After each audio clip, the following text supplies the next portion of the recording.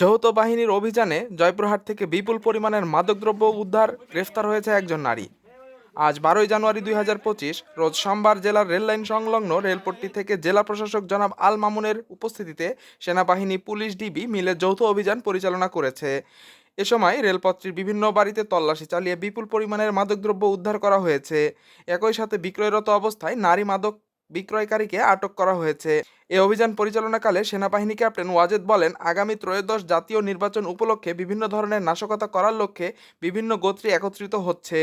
এরই প্রেক্ষিতে সেনাবাহিনীর অভিযান চলমান, তাই এরই ধারাবাহিকতায় সেনাবাহিনীর এই অভিযান পরিচালনা করা হয়েছে। এ সময় আরও উপস্থিত ছিলেন জয়পুরহাট সদর থানা police officer incharge Anisur Rahman. তিনি বলেন, জাতীয় নির্বাচন উপলক্ষে বিভিন্ন ধরনের নাশকতাকে রুখে দিতে যৌথ বাহিনীর এরকম অভিযান চলমান থাকবে।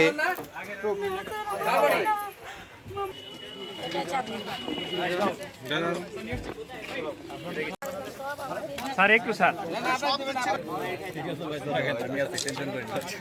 ধরেন দো পাচ্ছেন মেলাক্ষণ ধরে আছে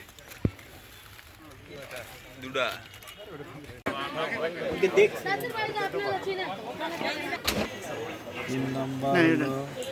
ভাই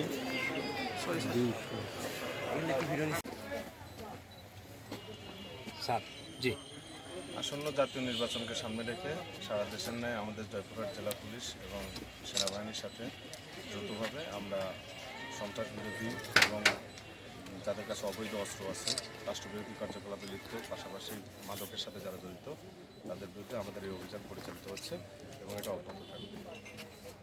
এই চলমান অভিযানের অংশ হিসাবে আজকে আমরা বিপুল পরিমাণ গাঁজা এবং কিছু চোলাই মদ এবং গাঁজা বিক্রয় লব্ধ কিছু টাকা আমরা জব্দ করেছি। একজন গ্রেপ্তার আছে, নিয়মিত মামলা রুজু হবে।